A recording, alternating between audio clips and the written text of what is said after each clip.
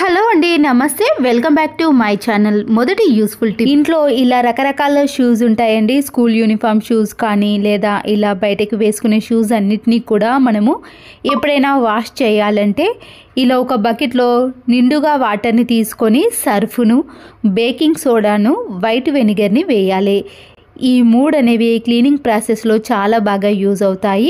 ఎప్పుడైనా టైం దొరికినప్పుడు లేదా సండే టైంలో ఇలా అన్ని షూస్ని కూడా తీసుకొని ఈ బకెట్లో ఒక 1 అవర్ పాటు బాగా నానబెట్టేసేయండి. మనము వీటిని ఇలా కిందికి కొద్దిగా ప్రెస్ చేస్తేనే షూస్ అనేవి లోపలికి వెళ్తాయండి, లేకపోతే పైకి వచ్చేస్తాయి.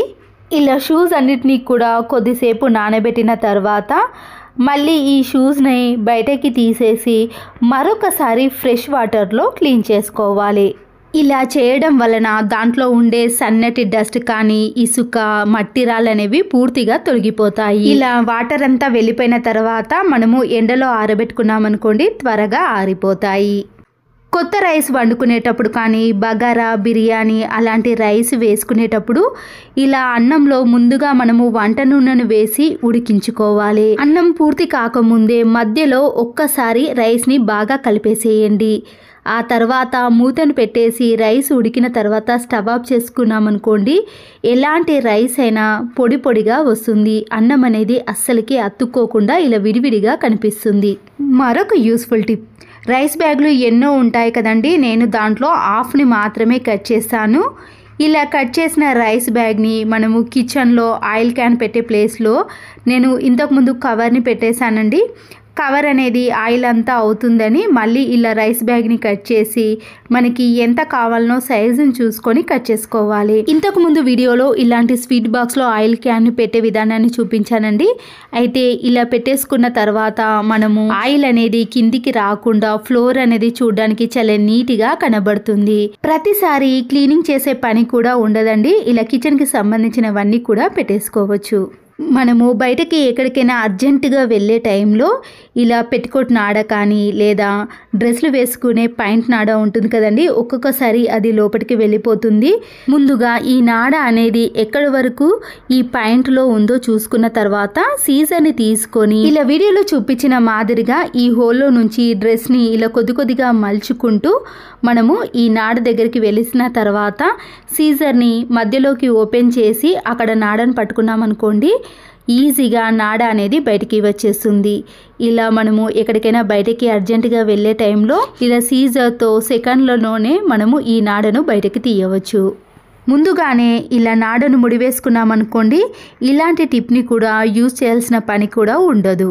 మన ఇంట్లో చాలా రకాల సబ్బు తునుకలు ఉంటాయి కదండి, అవి వేస్ట్ అని పడేస్తాం. కానీ ఎన్ని సబ్బు తునుకలు ఉంటే అన్ని సబ్బు తునుకలను తీసుకొని ఇలా ఒక ప్లాస్టిక్ బాక్స్లో వేసుకోవాలి. వీటిలో కొన్ని వాటర్ని యాడ్ చేసి మెత్తగా ఈ సబ్బు తునుకలు అనేవి అందులో కలిసే విధంగా చూసుకోండి. మన ఇంట్లో హ్యాండ్ వాష్ లిక్విడ్ బాటిల్ ఉంటుంది కదండి, ఈ వాటర్ని అంతా కూడా అందులో వేసుకోవాలి. ఈ వాటర్ అనేది మరీ చిక్కగా అనిపిస్తే కొన్ని వాటర్ని కూడా యాడ్ చేసి క్యాప్ను పెట్టేసి మనము ప్రతిసారి డబ్బులను ఖర్చు పెట్టి హ్యాండ్ వాష్ లిక్విడ్ కొనే బదులు ఇలా ఇంట్లోనే హ్యాండ్ వాష్ లిక్విడ్ని తయారు చేసుకోవచ్చు. ఈ టిప్తో మన డబ్బులు కూడా సేవ్ అవుతాయి.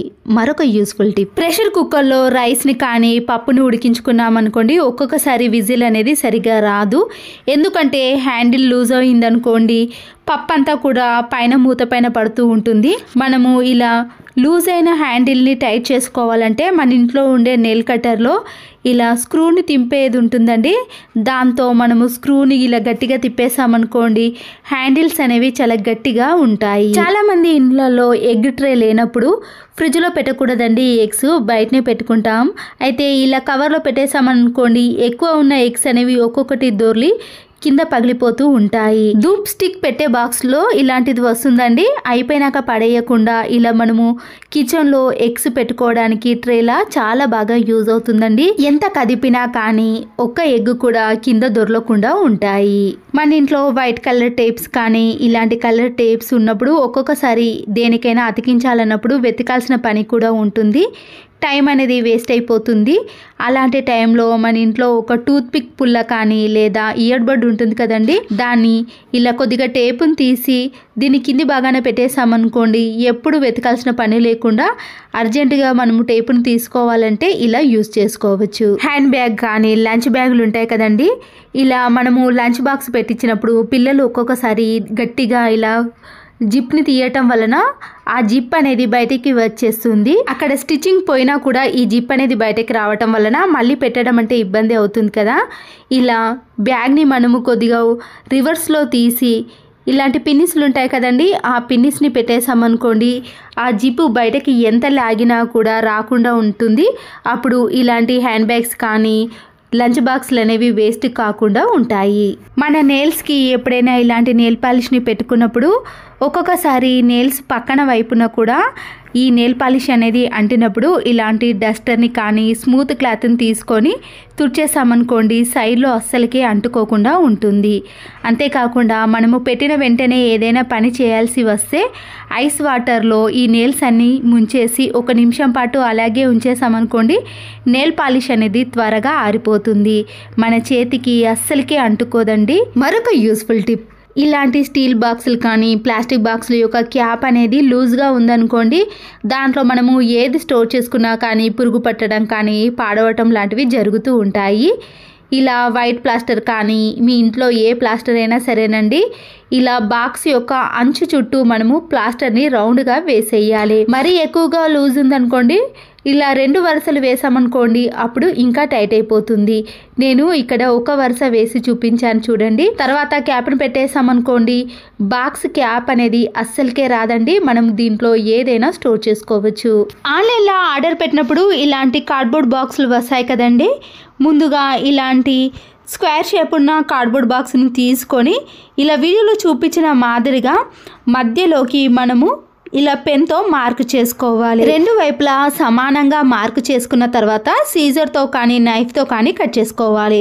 కట్ చేసుకున్నాం అనుకోండి, 2 బాక్సులుగా ఇలా విడిపోతాయి. ఇలా కట్ చేసుకున్న బాక్స్లో మనము గిన్నెల స్టాండ్ లాగా ఇలాంటి చిన్న చిన్న ప్లేట్స్ కానీ ప్యాన్స్ కానీ పెట్టేసుకోవచ్చు. మరొక కార్డ్బోర్డ్ బాక్స్లో కిచెన్కి సంబంధించిన గ్యాస్ లెటర్స్ కానీ ఆయిల్ బాటిల్, ఇలాంటి ప్యాన్కి సంబంధించిన స్పూన్స్ కానీ అన్నీ పెట్టేసుకున్నాం అనుకోండి, ఆయిల్ మరకలు అనేవి అంటుకోకుండా ఉంటాయి. కిచెన్లో ఇలాంటి చిన్న వైపర్ ఉందనుకోండి, మన పనులన్నీ ఈజీగా అయిపోతాయి. గిన్నెలన్నీ క్లీన్ చేసిన తర్వాత స్టాండ్లో వేస్తాం కదండి, వాటర్ అనేవి ఇలా కిచెన్ ఫ్లోర్ పైన పడ్డప్పుడు మనము ఈ వైపర్తో ఇలా అనేసామనుకోండి, అక్కడ తడి లేకుండా పూర్తిగా ఆరిపోతుంది. కిచెన్ సింక్లో ఇలాంటి అన్నం మెతుకులు కానీ కర్రీ పడ్డప్పుడు మనము చేత్తో కాకుండా ఇలా వైపర్తో అనేసామనుకోండి, చాలా నీట్గా ఉంటుంది. ఇలా వైపర్తో చేసేసామనుకోండి, నిమిషాలలో అయ్యే పనులు కూడా సెకండ్లలో అయిపోతాయి. ఈ వైపర్ పైన విమ్ లిక్విడ్ని కానీ ఏదైనా లిక్విడ్ని వేసి సింక్ కాడ ఉండే టైల్స్ని కానీ కిచెన్ కాడ ఉండే టైల్స్ని క్లీన్ చేసామనుకోండి, ఈ వైపర్తో మరకలన్నీ కూడా తొలగిపోతాయి. మనము క్లాత్తో క్లీన్ చేసామనుకోండి, మళ్ళీ ఆ క్లాత్ని వాటర్తో వాష్ చేయాల్సిన పని కూడా ఉంటుంది కదా, అలాంటి పని కూడా లేకుండా మనము నిమిషాలలోనే ఈ కిచెన్ పనులను చేసుకోవచ్చు. ఈ చెత్త చాటను కూడా మనము క్లీన్ చేసుకోవాలంటే కొద్దిగా లిక్విడ్ని వేసి ఈ వైపర్ స్టిక్ తోటే క్లీన్ చేసుకోవచ్చు. ఇప్పుడు ఈ వైపర్ స్టిక్కి మనము ఒక సాక్స్ను వేసి మన ఇంట్లో ఉండే డోర్స్ని కానీ స్లైడింగ్ డోర్స్ని కానీ నెట్టెడ్ జాలిని ఏదైనా సరేనండి ఈజీగా క్లీన్ చేయండి. ఈ సాక్స్ పైన లిక్విడ్ని వేసి నేను ఇక్కడ స్లైడింగ్ డోర్ని క్లీన్ చేసి చూపిస్తున్నాను చూడండి. ఒకే సెకండ్లో ఈ స్లైడింగ్ డోర్ని ఇలా క్లీన్ చేసుకోవచ్చు. మనము నిమిషాలలో చేసే పనులు కూడా ఇలా సెకండ్లలో అయిపోతాయి. చూసారు కదండి, ఎంత పెద్ద స్లైడింగ్ డోర్నైనా ఇలా క్లీన్ చేయండి. అలాగే దీంట్లో పడిన డస్ట్ను కూడా ఇలా సాక్స్తో క్లీన్ చేసుకోవచ్చు. ఈ యూస్ఫుల్ టిప్స్ మీకు నచ్చినట్లయితే తప్పకుండా ఒక లైక్ చేసి మీ ఫ్రెండ్స్కి కానీ రిలేటివ్స్కి షేర్ చేయండి. మరో యూస్ఫుల్ వీడియోతో మళ్ళీ కలుద్దాం. Thanks for watching.